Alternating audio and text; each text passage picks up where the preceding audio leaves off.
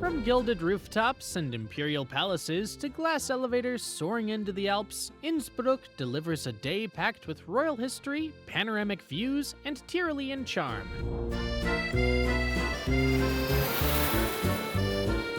You'll climb medieval towers, stroll Baroque boulevards, ride to the top of the Nordkette mountains, and end the night with schnitzel, folk dancing, and yodeling under alpine skies. Here's how to spend one unforgettable day in Innsbruck. Best time to visit Innsbruck. Spring brings color, summer brings mountains, winter brings magic. In Innsbruck, the season shapes the experience. Come between May and September for clear skies, open trails, and temperatures around 70 degrees Fahrenheit or 21 degrees Celsius, perfect for walking, cable cars, and al fresco cafes. December to March is ski season. Expect snow-dusted rooftops, festive markets, and crisp alpine air just below freezing. For quieter travel, October and April offer soft crowds and lower prices, but mountain lifts may be limited. Airport tips. Innsbruck Airport is barely 10 minutes from the city. From the terminal, hop on Bus F. It runs every 15 minutes and gets you downtown in under 20 minutes. Tickets cost just $3. Taxis are easy to find and run around $25 to $30 quickly, but not always faster than the bus. No metro or train connection needed. The city is that close. Where to stay in Innsbruck? Want views and convenience? Stay in the Old Town. You'll wake up steps from the Golden Roof and the Imperial Palace. Expect rates between $150 and $250. For more space and a calmer pace, try Wilton. It's a local favorite with cozy guest houses and prices starting near $100. Or go scenic in Hofburg, high above the valley with sweeping views, luxury stays, and spa access starting at $300 a night. How to get around Innsbruck. You won't need a car, you might not even need a tram. Innsbruck is compact, walkable, and built for slow discovery. But when you do need a ride, the city's trams and buses cover every corner, and they run on time. A 24-hour transport pass costs about $7 USD, or use the Innsbruck card to ride everything for free, including the funicular. For one perfect day, that card pays for itself and then some. Alpine views, imperial halls, and Tyrolean nights, a perfect day in Innsbruck. Morning, breakfast at Café Katzung.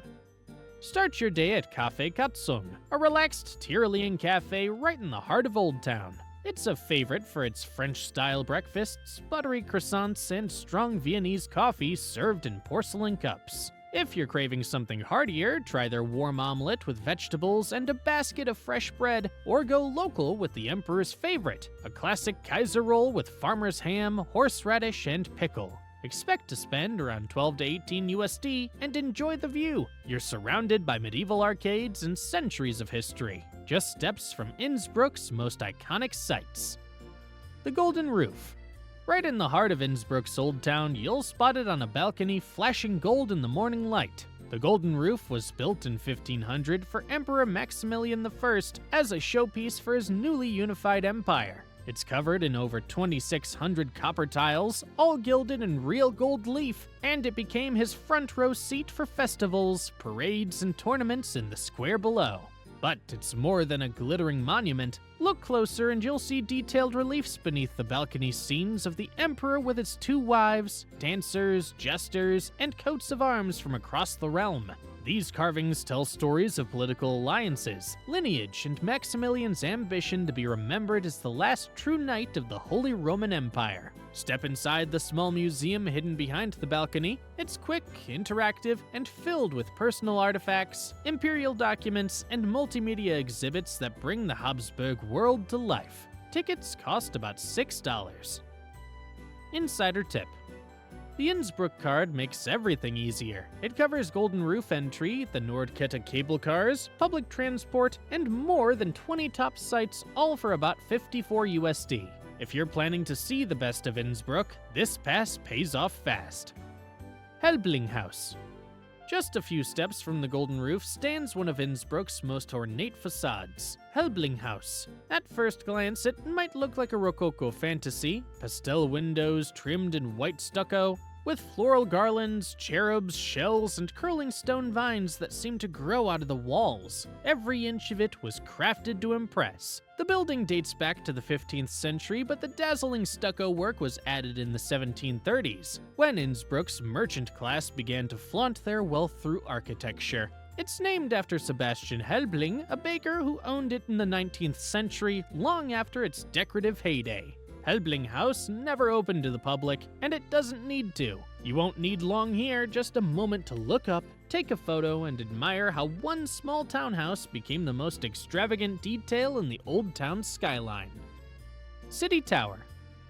Just a few steps deeper into the old town, a narrow spiral staircase leads you 130 steps above the rooftops of medieval Innsbruck. This is the City Tower, built in the mid-1400s as part of the Old Town Hall. It served as a watchtower for fire spotters, guards, and announcers, the voice of the city when church bells weren't enough. From the balcony, Innsbruck unfolds in every direction. To the north, the jagged Nordkette mountains rise like a painted backdrop. To the south, tiled rooftops slope toward the river. Look down and you'll spot cafe umbrellas, pastel courtyards, and the precise street grid of the medieval core. The view is 360 degrees, the rails are open, and the sense of height is real. It's one of the best perspectives in town. You'll still spot the tower's copper cupola and twin clock faces from all over Innsbruck, but from the top, you're standing where the whole city once listened. It's a short stop, rarely crowded, and the view is more than worth the $5 entry. St. James Cathedral. Tucked between narrow streets just a few steps from the main square, St. James Cathedral surprises the moment you step through its door. The Baroque interior hits you all at once. Golden altars, swirling stucco, and ceiling frescoes that seem to float above polished marble floors in hues of coral, cream, and gold. Originally founded in the 12th century, the cathedral was redesigned in the 1720s by the Viennese architect Johann Jakob Herkomer after an earthquake. His design transformed it into one of Austria's most celebrated high Baroque churches, symmetrical, richly decorated, and illuminated with natural light. At the center of its high altar is the painting Maria Hilf, a 16th century work by Lucas Cranach the Elder. This image of the Virgin Mary became a cultural icon throughout the Alps, reproduced in churches and homes from Bavaria to southern Tyrol. To the left, in a quieter chapel, lies the black marble tomb of Archduke Maximilian III, also known as the Deutschmeister, a key Habsburg figure and former Grand Master of the Teutonic Order. There's no entrance fee, but photography costs $1 if you want to capture the details, and chances are you will. Late-Morning-Imperial Palace. Not far from the cathedral, the Imperial Palace rises with quiet authority, a landmark built to impress and built to last. It began as a medieval fortress for the Counts of Tyrol, but in the 18th century, Empress Maria-Theresien transformed it into one of Austria's great Baroque residences. She brought in Vienna's top architects, painters, and craftsmen to reimagine it as a ceremonial masterpiece. The result? Vaulted corridors, stuccoed salons, and ceilings painted with sweeping allegories of Habsburg power. The highlight is the Hall of Giants, a grand ballroom lined with marble columns, frescoed vaults, and portraits of royal children where orchestras once played beneath cascading crystal chandeliers. You'll walk through imperial apartments once used for weddings, state visits, and political ceremonies, each room layered in gilt, brocade, and centuries of dynastic ambition. It's a glimpse into a world where architecture itself was a display of power. It's fully covered by the Innsbruck card, or you can pick up a single ticket for about $10. Court Church. Just next to the palace, the court church shifts the tone entirely solemn, sculptural, and unforgettable. Step inside and you're immediately surrounded by silence and shadow. At the center lies the monumental cenotaph of Emperor Maximilian I, a black marble tomb designed to honor the legacy of the man who once ruled half of Europe. The tomb itself is empty, but around it stands 28 towering bronze figures, each nearly life-size, cast in exquisite detail. The statues are no ordinary tribute. They include kings, queens, ancestors, and mythical heroes. Even King Arthur meant to symbolize Maximilian's lineage, ideals, and imagined place in history. Their silence feels heavy, their presence deliberate. You don't walk past them, you walk among them. The church also houses the delicate silver chapel with its intricate silver altar and one of the oldest working Renaissance organs in Austria. Entry is included with the Innsbruck card, or you can pay a single ticket fee of about $10. Maria-Theresien-Strasse. Leave the palace streets behind, and Innsbruck opens into something brighter. Maria-Theresien-Strasse is the city's main boulevard, wide, elegant, and full of energy. Baroque facades rise above modern shops, while sidewalk cafes spill into the open square, and locals gather under the afternoon sun. At the center stands St. Anne's Column, a 1700s monument set against the dramatic rise of the Nordkette mountains. Its base is ringed by statues of saints and crowned with the Virgin Mary, commemorating Titel's victory over invading Bavarian forces. The buildings lining the street once housed aristocrats and merchants. Now you'll find Paleitrap, high-end boutiques and galleries tucked behind ornate facades. Add in a few street musicians and the sound of clinking coffee cups, and it feels like Innsbruck breathing half imperial, half urban, and fully alive. Afternoon. Lunch at restaurant Café Imhof. Just off Maria-Theresien-Strasse, a quiet courtyard leads to Café Imhof, a local favorite for lunch with a relaxed setting and a short, seasonal menu. Try crepes filled with fresh vegetables, homemade Schlutzkrapfen topped with butter and parmesan, or go classic with schnitzel and a side of spätzle. There's also rocket pesto spaghetti and a rich beef tartare if you're in the mood for something bold. Most dishes sit in the $22 to $33 range, and the shaded garden makes it one of the most peaceful tables in the city. Insider tip. If you have a spare 5 minutes after lunch, walk a few steps south to Rudolfsbrunnen at Bosner Platz, a striking 19th century fountain crowned with a bronze statue of Duke Rudolf IV, flanked by dragon-shaped spouts. It marks the historic edge of the old city and makes for a perfect photo break before continuing south. Triumphal Arch. Before leaving the boulevard, take a few extra steps to its southern edge, where the Triumphal Arch rises over Maria-Theresien-Strasse. Built in 1765 to mark the wedding of Archduke Leopold and Princess Maria Ludovica of Spain, it was meant to be a symbol of dynastic joy and strength. But just days after the celebration, the groom's father, Emperor Francis Stephen, died unexpectedly. The monument quickly became a double memorial, one side celebrating a royal union, the other quietly mourning an imperial loss. The arch is built from Hottingblekia, a local stone with a warm hue that glows at sunset. Carved from history, it now marks a symbolic threshold between Old Town elegance and Innsbruck's more modern rhythm. With the mountains rising behind it, it remains one of the city's most iconic photo spots. Nordkette is sent via Hofburg funicular.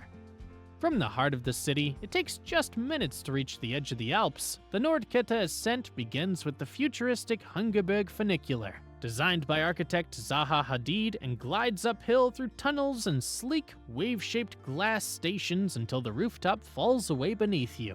The ride itself feels like a slow reveal, Innsbruck shrinking beneath you as pine forests begin to frame the sky.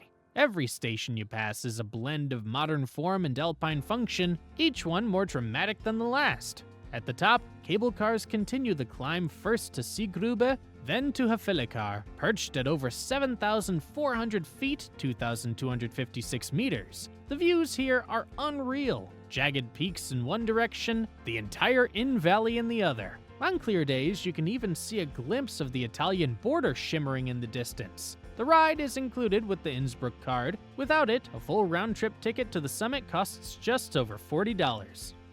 Innsbruck Alpine Zoo. On the way back down from the mountains, hop off at the Alpine Zoo station, a mid-slope stop on the Hofburg line and the gateway to Europe's highest elevation wildlife park.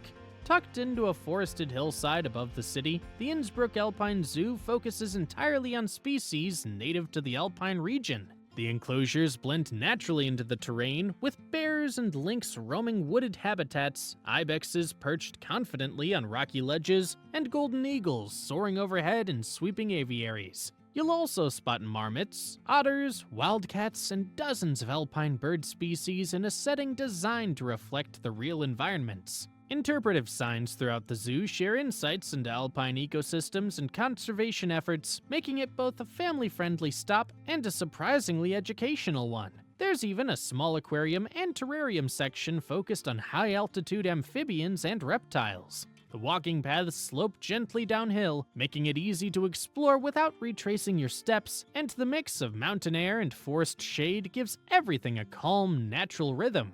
Entry is included with the Innsbruck card, or costs about $14 without it. Late afternoon, Hofgarten. Back at the city level, step into Hofgarten, a Renaissance-era park just outside the Old Town, once designed as a former retreat for the Habsburg court. Today, it's one of Innsbruck's most peaceful corners, with gravel paths winding between flower beds, stone fountains, and rows of chestnut trees that filter the late afternoon light with a soft golden glow. Locals come here to read, nap, or feed the ducks in the quiet central pond. The garden's layout, with its symmetrical lawns, low hedges, and shaded benches, still hints at its imperial past. In summer, musicians sometimes rehearse beneath the pavilion, a soft soundtrack to your pause in the day. Insider tip: if you're not in a hurry, walk just behind the garden to the in-river promenade. It's a quiet stretch with benches and open views perfect for a quick breather before the next part of your day.